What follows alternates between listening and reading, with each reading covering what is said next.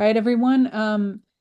Before we get started, just some housekeeping notes. This meeting will be recorded, so just letting you know that ahead of time. We're going to make a video afterwards so that folks who couldn't attend today will be able to view that recording and catch up on proceedings of the working group afterward.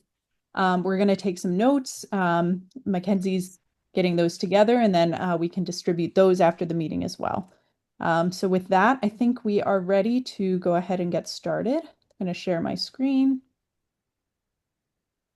and put my presentation up. All right, can everyone see this okay? Great. So welcome back. It's nice to see some familiar faces from last time. As you know, last month we had our kickoff meeting for our predicted effector gene working group meetings, and this is going to be the second in this sequence of events. So the agenda for today, we're going to talk a little bit about our roadmap for this working group, leading up to ASHG and the details for those specific meetings to that point, and then a little bit about some of our longer term plans. Then Aoife is going to lead us through the data content standards, and our goal is to solidify those today. And then Yue and Noel are going to talk about assigning a benchmarking activity pertaining to those data content standards. So that's what we're going to be going into. So before we get started, we wanted to share some good news. Our Nature Genetics perspective paper on predicted effector genes was recently published, so you can now access this. I thought it was noteworthy that the article was published on May 29th. I downloaded this on June 3rd, and at that time, there had already been 370 individuals who had accessed this. So I think that speaks to the importance and relevance of what we're doing here and shows that there's a huge need in the community and interest in generating better standards. So I think we're in the right place. So here is our roadmap leading up to ASHG for better defining PEG matrices. So here we are in June of 2025. We're having our meeting today on data content of these PEG matrices. After this meeting, we're going to begin a benchmarking activity.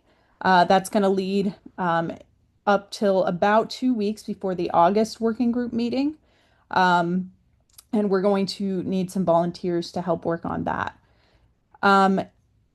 Immediately after the meeting, we'll have volunteers sort of, go through the first, like a very brief sort of review of what the how well various PEG lists fit into the standards that we've defined today, then make some slight revisions, and then do, the full benchmarking activity after that.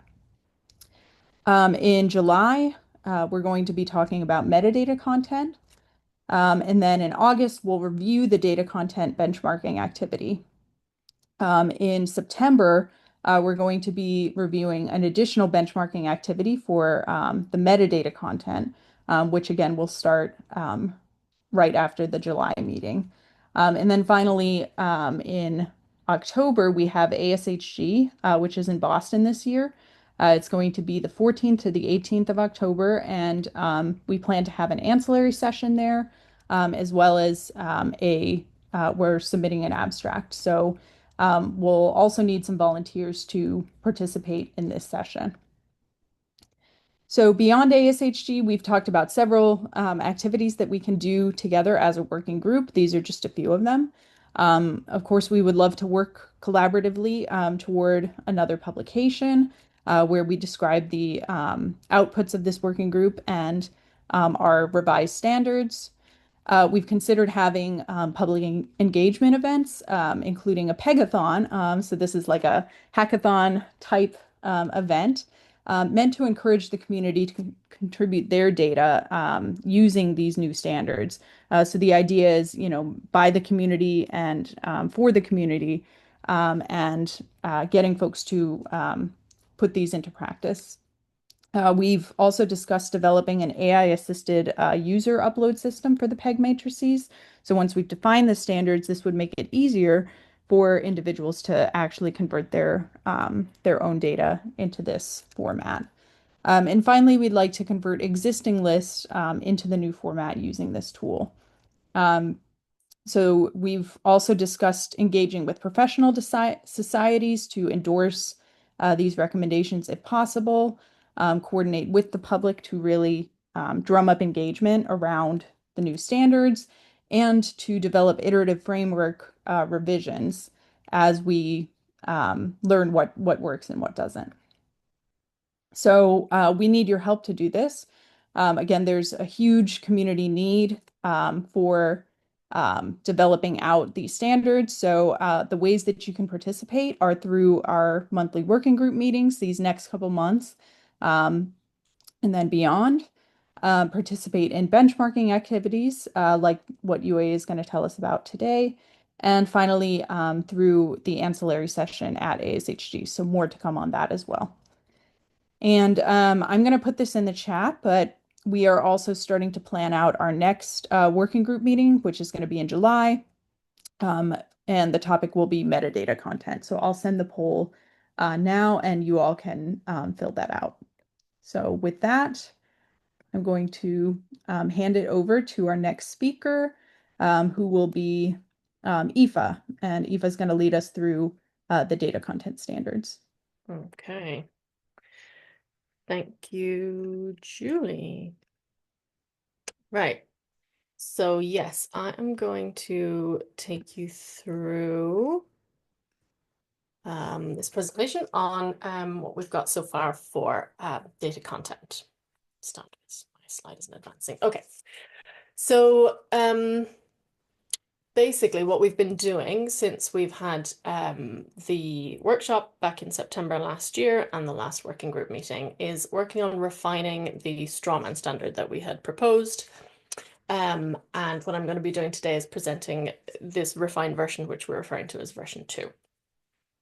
So the aim today will be to present this and get some feedback from you guys, and not just today, but over the next week, collect some feedback on that strawman, integrate that feedback to refine the strawman even further if needed. I assume it will be needed, to a version 3, and then we will provide that version 3, including some templates and instructions to benchmark against to guide the benchmarking activity. So that's kind of the plan for today.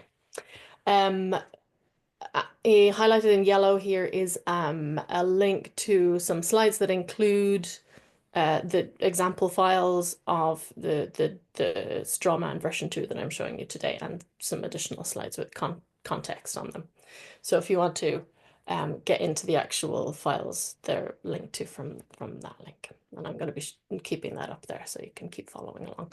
Feel free to interrupt at any time with any questions or comments.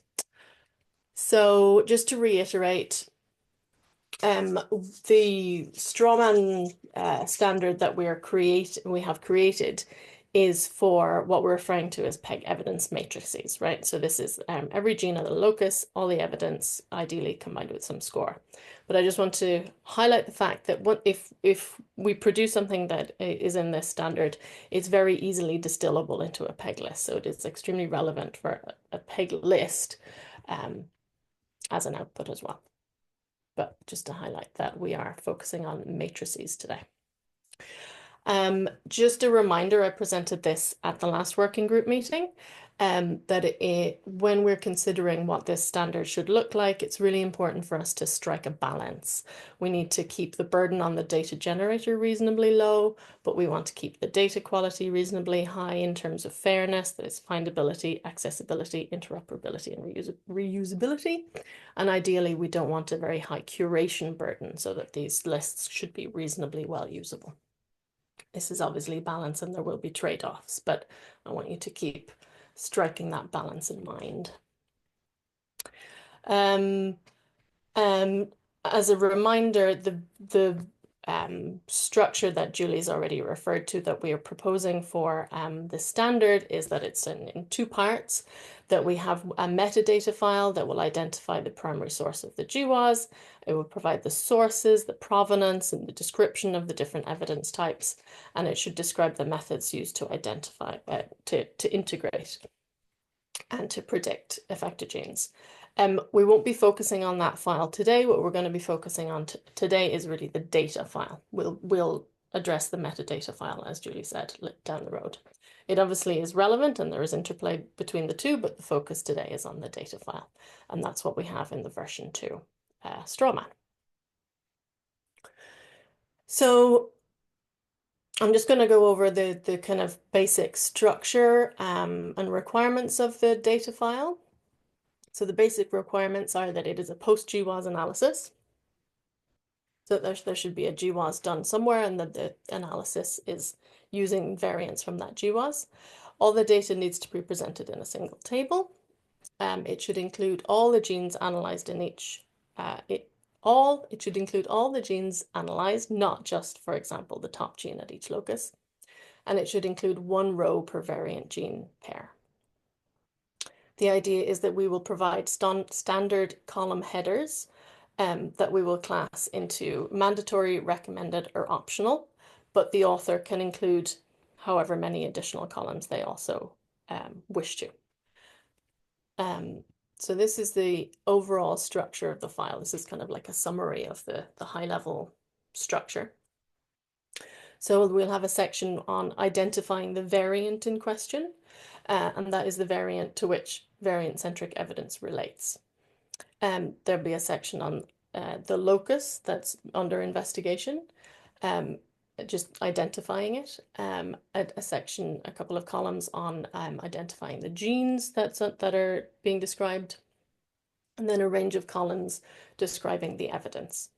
For this version 2 strawman, this is one of the bigger refinements that we've done. We have divided the evidence types into variant-centric and gene-centric.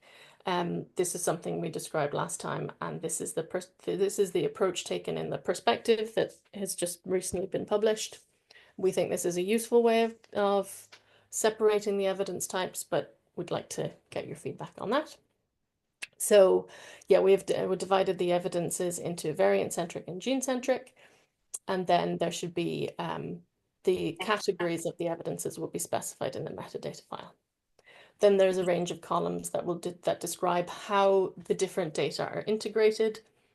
This can be the author's conclusion, maybe a summative p-value from different tools, for example, but those are the kind of columns that would be in that section about how the data is integrated. So that's the kind of general structure of the file. It's not too different from version 1 of the strawman, but we're just being a bit more explicit about the different sections. Any comments on that? I encourage you to use the Zoom chat at any point if you want to pop anything in. Any comments on that? Because what I'm going to do now is I'm going to go through the different sections. I have a bit more detail on the stuff on the left-hand side of the slide, because that's where we have the most specifics, but we'll go through all of it. And I have some questions on each of the different sections for you guys to consider. But please pipe up at any point. So on the variant section, so as I mentioned, we are providing, we'll provide standard headers. That's what I'm listing up here. I'm showing you some example data. And if you look at the Excel, the Google sheet, you'll see the full thing altogether. But I've just got some screenshots for you today. Right, so we have to have these standard headers and with specified formats. For the variant ID, we are saying that chromosome base pair ref alt should be our key identifier, and this should be a mandatory field. And this is the primary row. This is the primary ID for that row, and it's the variant to which all the variant-centric evidence relates. RSID could be is a standard header, but we're suggesting it's an optional one. So the questions for you guys today is what other columns relating to variant identification should we include? And how should we in fact refer to this variant? Because this variant may be a lead variant, it may be in LD with a lead variant, it might be a fine mapped variant. So we're not quite, we could refer to it as variant, but it would be great to be somewhat more specific. Any thoughts on that question first, the terminology of the primary variant? Can't see that, sorry, I'm not looking at the chat.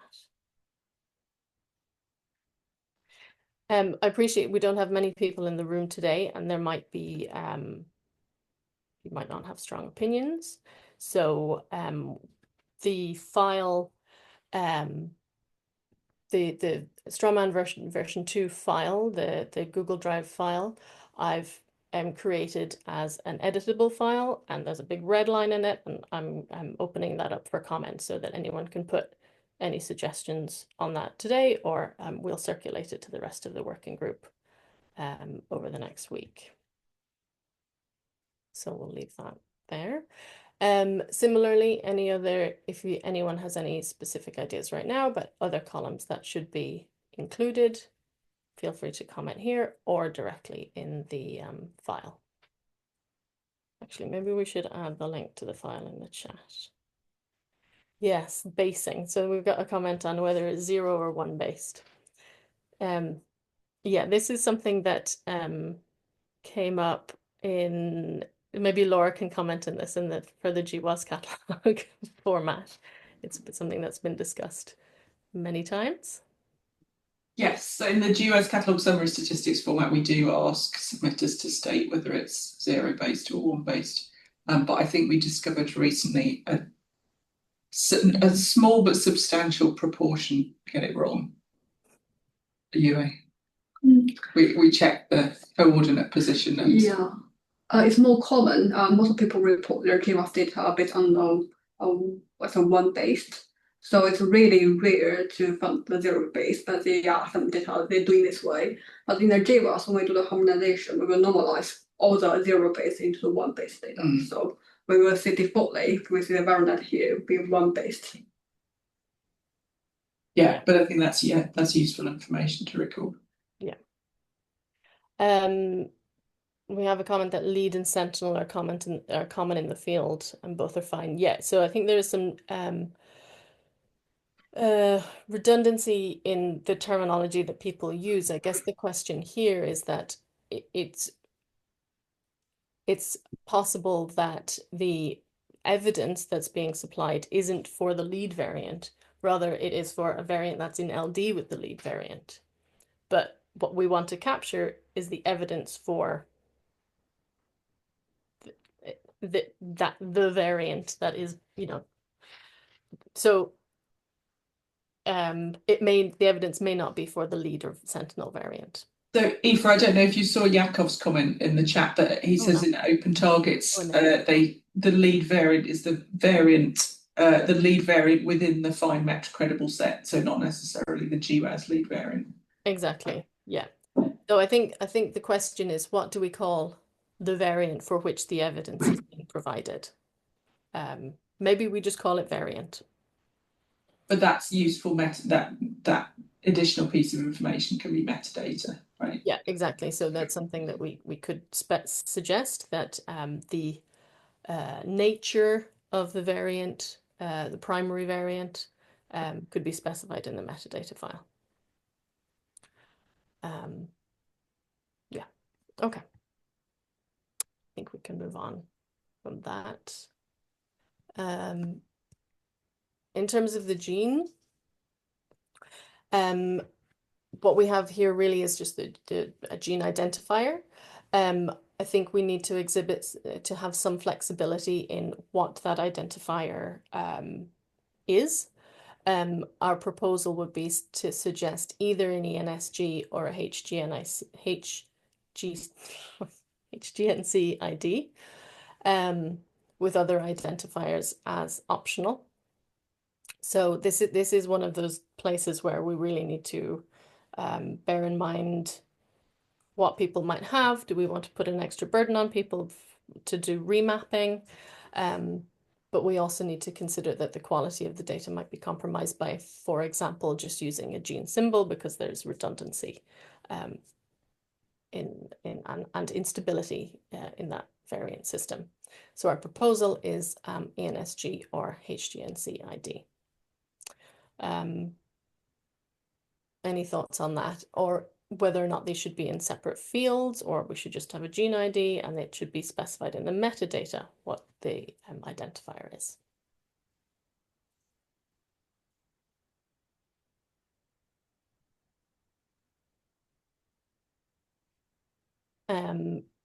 Separately, do people have any thoughts about what other standard columns should be provided here? Again, the user is For free me, to I add whatever think columns they wish. ensemble Sorry, gene Carl. ID and gene symbol are sufficient. And we're hopeful that either or shouldn't be too much of a barrier for people. Okay. Let's move on then to the locus. So this is information that I've put in this comment, which again you can see in the Google Drive file, is when we did an analysis trying to compare across different peg lists and files. This was information that would have been very useful to see how the different files compare, but it is rarely, in our experience, not included, but it would be incredibly helpful to have. So that's why we're including the locus range, the range that encompasses what the author analyzed, as a recommended field. We know, though, that a non-continuous range might be possible, that sometimes people consider the genes that are in LD with the variant in question. So we've got the locus range is recommended, or a locus ID, to have some way of giving a locus identifier. Any thoughts on that?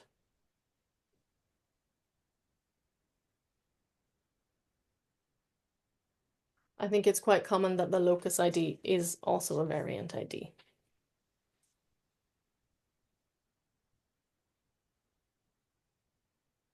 The locus ID would be ambiguous, yeah. So the locus ID in itself isn't incredibly useful, but it's better than not having any locus ID. Yakov says they use locus range and it's quite convenient. And they use lead variant as locus ID. Yeah, so I think that would be our ideal scenario, that we would get a locus range and something like a variant for the locus ID. But this is something that a column that, like I said, is often not reported by authors at all. So we think mandating a locus range would impose too high a barrier, even though it would be very useful. Any thoughts on this question about that sometimes people consider all the genes in above an LD threshold of the variant in question, and how we can capture that?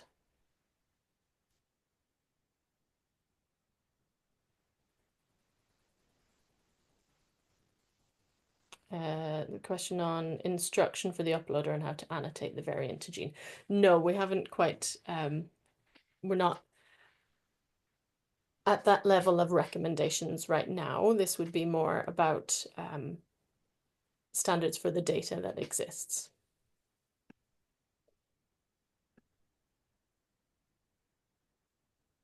Any other standard columns here that people could suggest?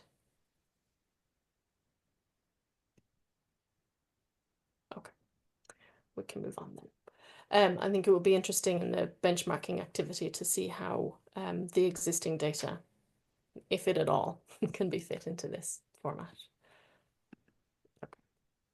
So the next thing, if we refer back to the overall structure, once we've figured out what the variant and the gene pair is and what the locus range is, the next section is to communicate all the different evidence that's been provided. And as I said, we're dividing that into variant-centric and gene-centric. So in the Costanzo et al.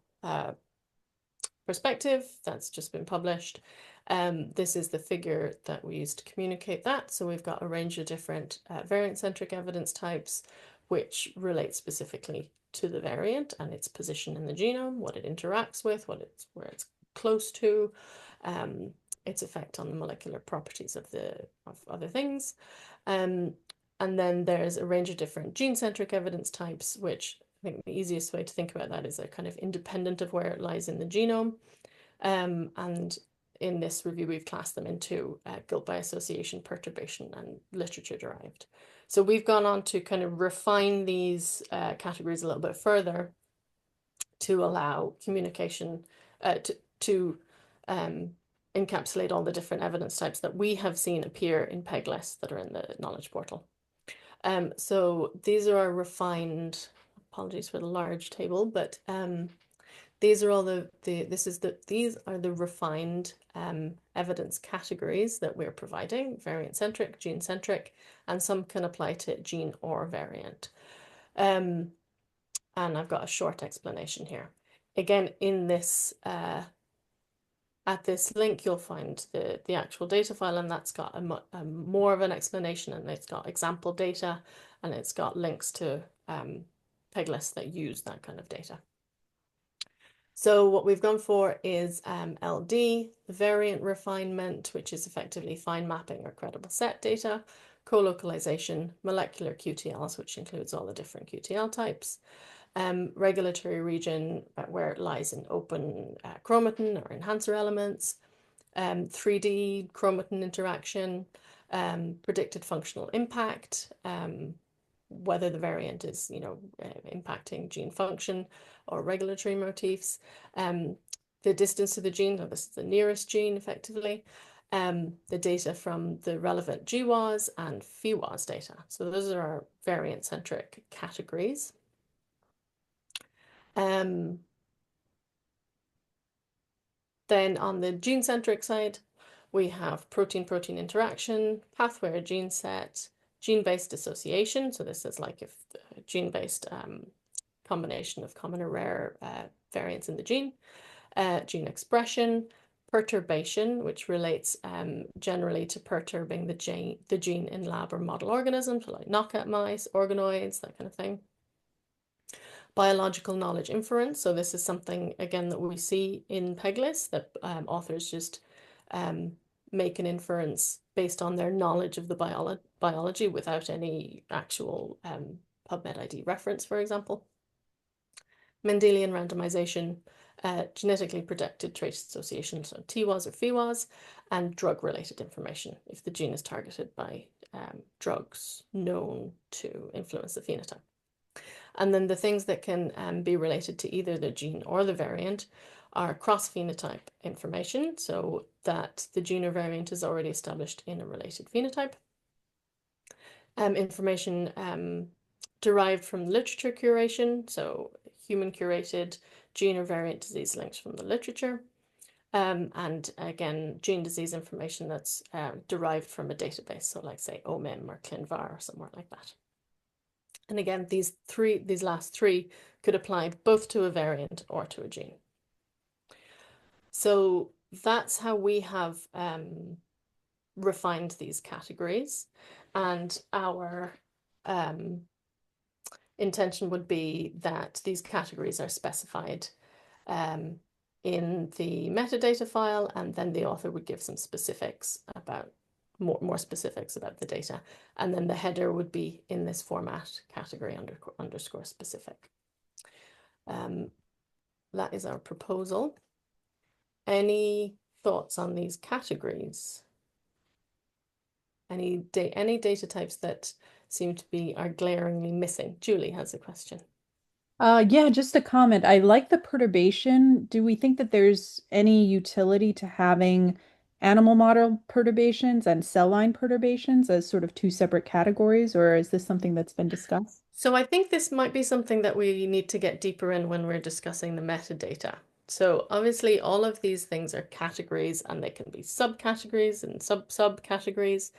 And this might be the time we might need to consider mapping to ontologies. So there are ontologies that describe evidence types, and that might be the most appropriate way to do that rather than for ourselves to recreate, recreate the wheel. But it's a significant question, yes, and how we would structure the category heads. Carl. What about a category for something like L to G or Flames or Caldera that outputs a score based on integrating? Yeah, so I think those are the kind of things that would fit in the integration category. Sorry. So these are like individual evidence streams. Mhm. You can think of it like that. And then in the integration section, you could have the author could use a range of different tools, but that would be provided as this author has done that integration, and that would be in that other section. So that's why those tools aren't described here, because they're an integration. Sure. That makes sense. Yeah. Linkage to disequilibrium seems like a bit of a tricky one, right? Because, I mean, does this mean that molecular QTL only refers to the lead variant? Or, I mean, I would assume that to some degree, a lot of the variant-centric evidence could be under the umbrella of has LD greater than 0.9 with an EQTL or Yeah. So I think this might be something that we'll see when we do the benchmarking, if there's utility in having these distinctions or if it's just or not. And this is the diversity of the types of data that we have. There's going to be different ways to slice it. The same data could be represented in multiple different ways. So I think we'll have to see. There was one question about, pop score. So I think that's the same answer, that would be an integration method. So that wouldn't necessarily appear as an individual evidence stream. And Yakov, all of these evidence categories have their own scores. It requires special rules for unification. Yeah, I think that's a major challenge. I think at this point, what we're considering is that the author will have to handle that. And that at this point, we're just trying to represent it. It's a major question, right? How we can integrate across all these different methods that come from different people. That's a big question. Yeah. Do you have any thoughts on that, Yakov? Well, I'm just happy to see that this list actually, like at least 80% overlaps with the list of the evidence categories we have in open targets. Yes, I mean, it'd be great to see where the gap is and how we could, Again, it's like since we, for example, we source different type of evidence from different resources, we do have our own rules of this, like score unification, and this is a nightmare. Like we can define many categories, but this list is pretty much comprehensive. But like again, the unification. Yeah, absolutely. Yeah. Okay, well that's encouraging for a start. But again, the sheet is open for comment, so if you want to add anything, any comments, any thoughts, any refinements, that would be appreciated. What else have I got? Oh yes, okay. So going through just some examples.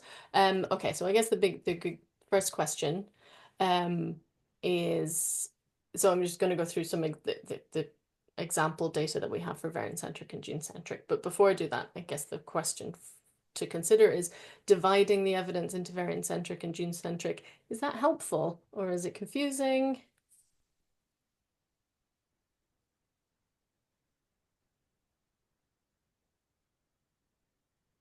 or you don't, or you're agnostic?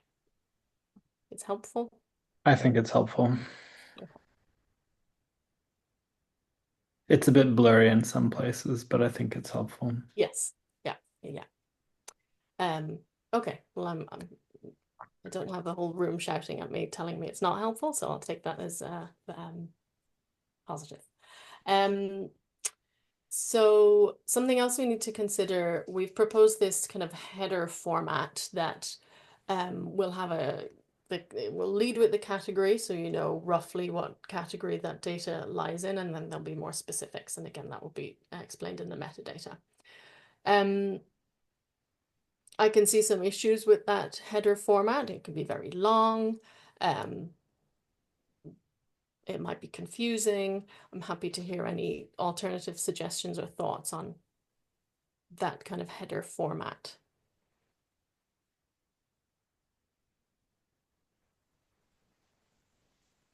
So as you can see, here's some different examples, what that would look like. So for this one here, we know we have predicted functional impact, and this specific data is from CAD, which is a tool, and that would be described in the metadata, but that's what this header would look like.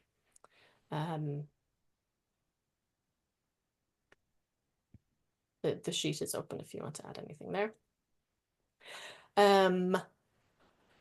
So yeah, most headers would follow that format, category underscore specific, and that would be defined in the metadata file. They wouldn't all necessarily follow that category because some of them are more straightforward. For example, the source GWAS p-value should be fairly clear. Again, we would take that in exponent or minus log 10. The nearest gene, this is the proximity to the gene. We were thinking to do something quite simple, basically to have the nearest gene category, and it would just be yes or no, the gene row is the nearest gene or not to the primary variant.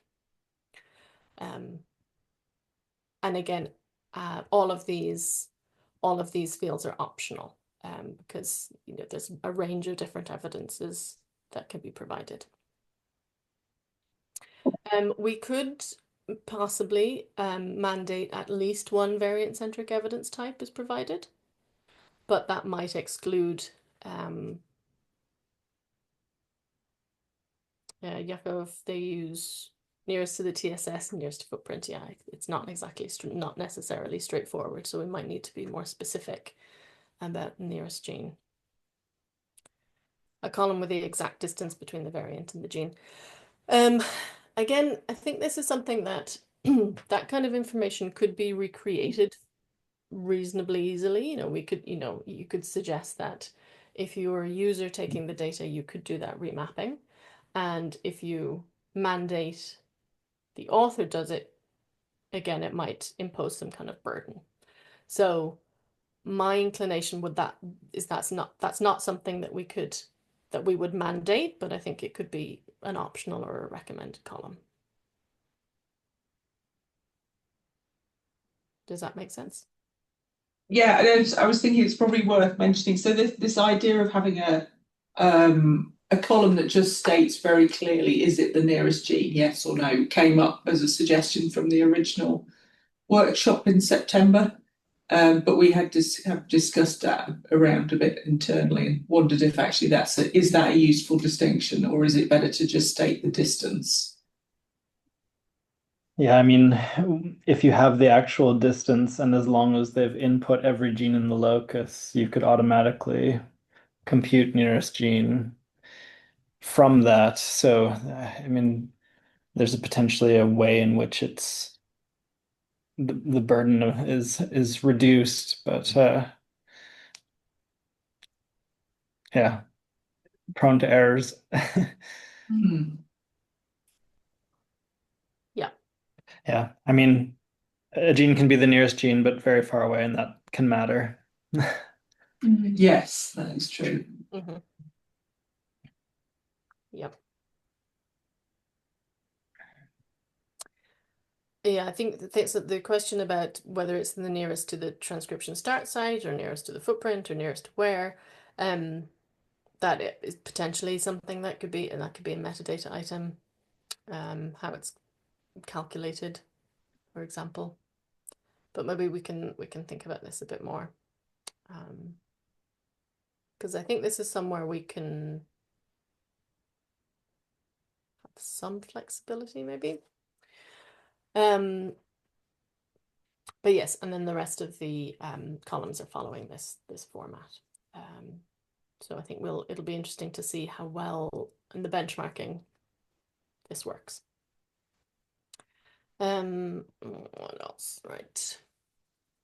Then going on to the gene-centric evidence, again, we'd be suggesting the same type of header, although some of them, so that a difference between the gene-centric and the variant-centric evidence is that for the most part, for the variant-centric evidence, the specifics, like the provenance, etc., is constant for all the variants in a specific, all the evidence in a specific row. That can be specified in the metadata file quite cleanly. In contrast, on the gene-centric side, the gene-centric evidence, the provenance, etc., could vary row by row.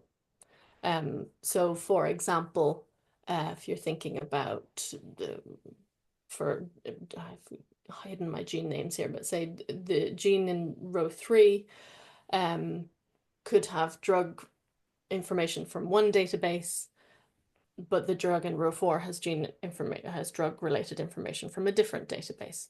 So the provenance, etc., can't be represented in the metadata file. It needs to be represented somewhere in the actual data file.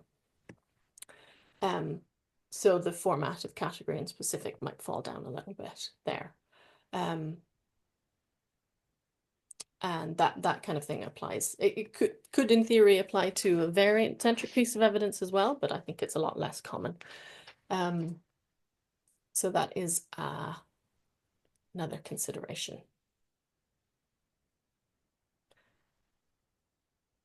So I think this is what we will try with the gene-centric evidence. We'll see how it works. If anyone has any thoughts on how we could better do this. Yeah, so Yakov has made the comment that the variant-centric and gene-centric evidence should be split.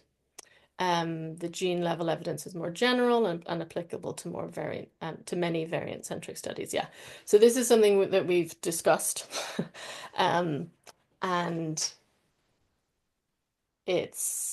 I think that's a possibility. That's an option.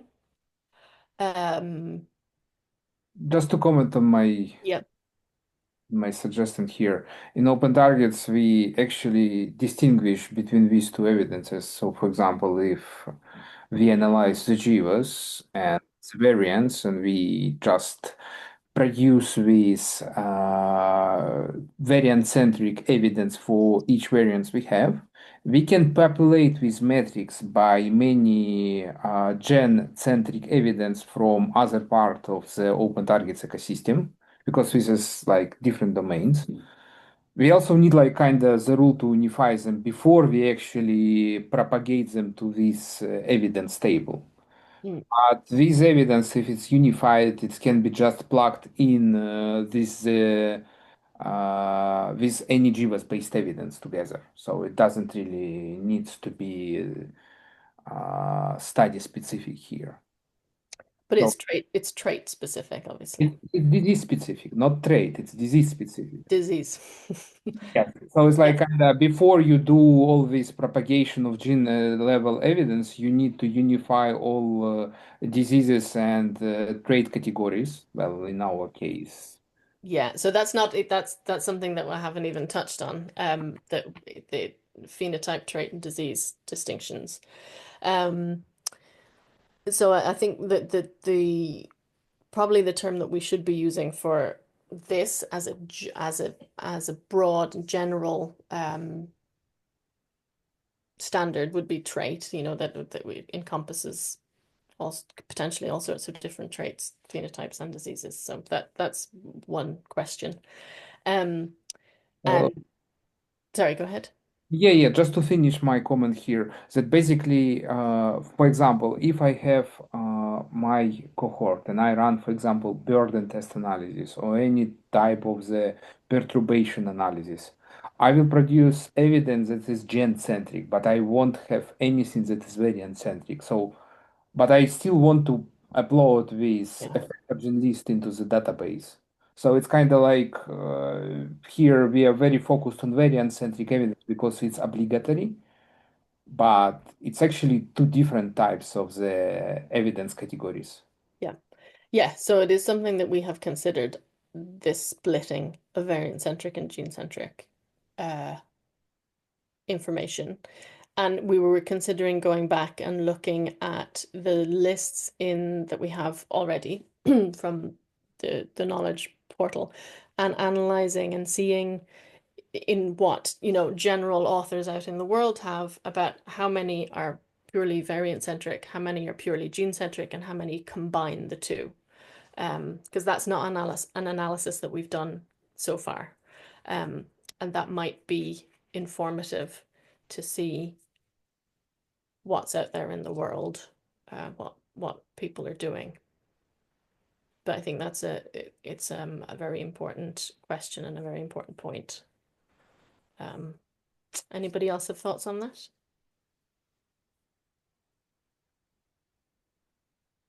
Sorry. Sorry, you. Go ahead. I just quickly want to share what they I just have a quick look on the 169 pack list we created before. And I would say most of our data actually, if you see the publication, they do both of the virus-centric and the gene-centric analysis in one paper. So they do both of them. And for most of the table we collected, they represent the data in the same table. That is what we collected. And maybe there are some of them represent them separately, but we didn't capture them yet. If anyone can bring the data in that way, it would be really super appreciated. Yeah. Aoife, I'm just wondering if we should move on to the benchmarking. Yes, I was going we've to just got suggest 12 that. minutes left. Just to note that the last section will be about the integration and just to again follows similar patterns. And yes, that's all I have for now. So thank you everyone for your input. There's some really interesting and important points there. And I think some of the benchmarking will help us get at those in more detail. So I'll pass on to you,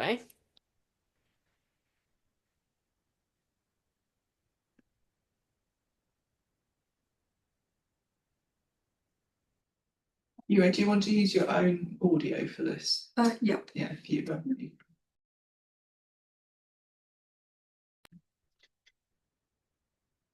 Could I?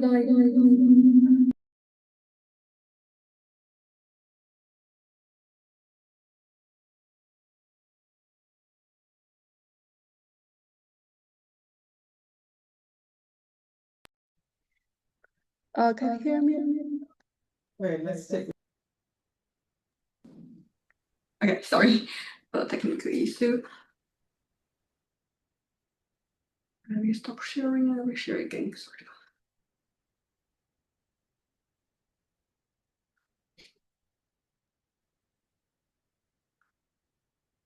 Could I check if you can see my slide right now? Yeah. Good. Thank you. Also, hi, my name is Yue, and thank everyone again for your time to joining our working group meeting. So if I just introduce the Strawman version 2 with lots of really useful discussion and also inspirations at here. So this section is the time we are looking for your help for you to adding more straws to our Strawman and give it more details, more like a real human. So I'm going to give more details about our benchmarking activities today. So firstly, let me quickly recap what we had. So at the beginning that we realized the PEG matrix is really important. So we curated 169 metrics from over than 100 publications and trying to study if they share any comments. Yes, they share some comments, but most of them share really wide range of the different size. So based on what we learned, we created our strawman and improved that one into the version 2, as what Aoife just introduced. So today, the current stage is a really important stage that this strawman, like a prototype car, can run and is ready to run. And we hope you could be our test drivers to really try to drive these cars on the real data and share your experience and suggestions with us. So based on that, we can working together to refine our strawman into a proper standard, which can be shared with wider community in the near future. So maybe you cannot waiting to help us. So I will give some guidance to say how could you help us. So at this stage, we think if it's a good idea to start with a real pack matrix, it can be either come from your open data, or if you don't have it, it's not a bad idea. Starting from matrix we selected as a playground. So as I mentioned, the pack matrix share really a wide range of different sizes. So we will highly suggest it if you can try 2 lists together, so you can have a flavor on how different they could be in the real world. And when you have your started matrix, the next step is to reformat them based on our standard. And today it's a standard version 2. And after our discussion, we will improve that one to the version 3. And all this documentation will be shared with you as a guidance.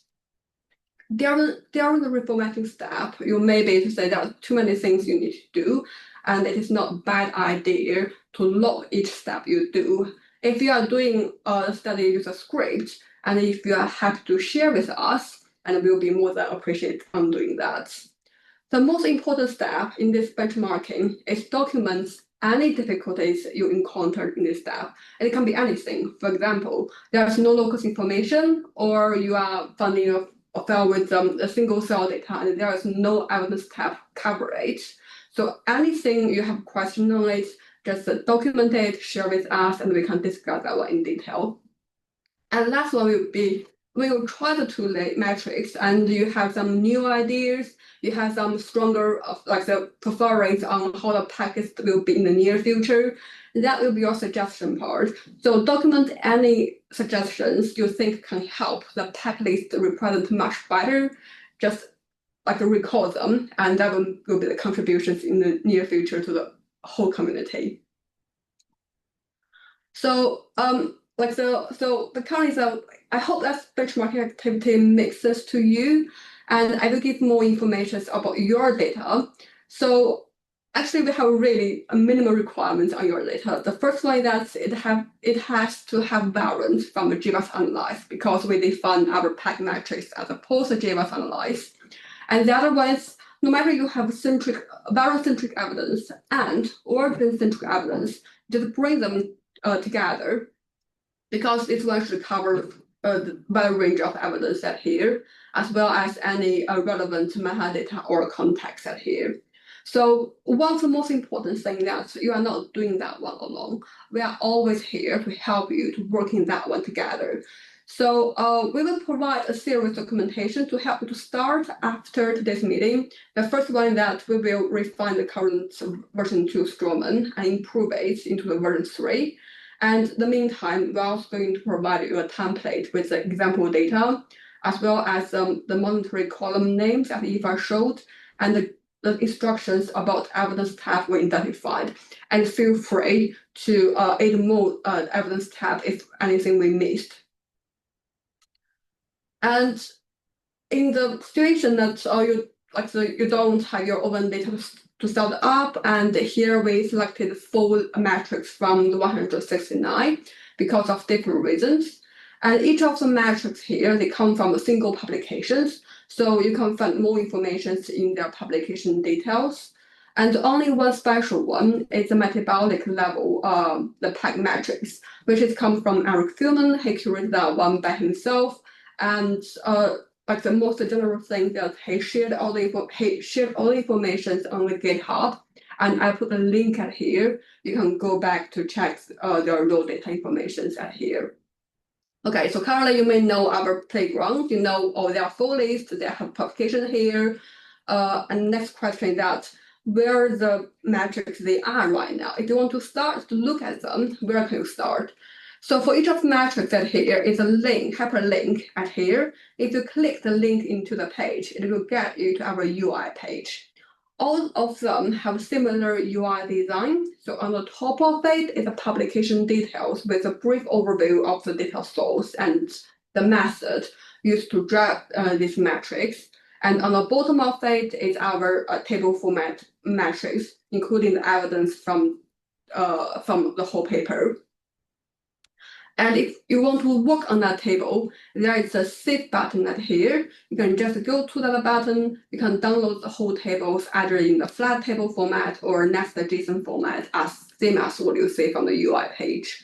So that is the list where they are, and more information is related to it. We have a play besides. You have better ideas. You want to share so many things with us. So there are 3 ways you can share your ideas with us. The first one is always the easiest one. Email us. So we are always here. We are looking forward to your feedbacks. And the second one is that we already created a Google Drive folder. If you want to share any file with us, this Google folder is accessed to our volunteers and only available by our volunteers. And the last one, and the most important way, is that's a one-to-one meeting. So if you are blocked by any questions, or if you want to have some in-depth discussions, let us know. We will try to arrange a one-to-one meeting, and we can discuss specifically on the tech metrics you selected, and give us both of us better ideas on how they match in the real world. A quick recap of the timeline. That today is the 5th of June. It's our second meeting. We will share about our documentations around in the mid of the June, with some time to improve the current version. And after that, when you have all documentations and your open data, have a quick look. If you have any initial ideas you want to share with our whole group, let us know. We will bring these suggestions into our third meeting on the 2nd week of July. But don't worry if your time is limited. Our final deadline for this drawman is the mid of August. That one will be the chance to say if you have any ideas you want to discuss in the group, you want to share it with the whole group, that could be the last chance to reach out to us to say, I have an idea of the presentation, share with us, and we will try to organize everything for you in our last meeting. So I hope everything makes sense, and I really appreciate if we have any volunteers, because it's a really rare chance that it's a time for you. It's a chance for you can shape how the pack list will be look like for everyone in the future in our research. So at this time, don't hesitate to raise your real hand or your virtual hand.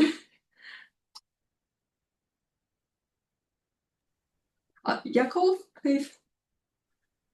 Yes, just wanted to share a bit more thoughts on this. I already commented in chat about our effectogen list metrics that we produce as part of Open Targets ecosystem. I actually would suggest like maybe we can share our insights on this next meeting, because we basically have a lot to say there, because we played a lot around like the big data around this.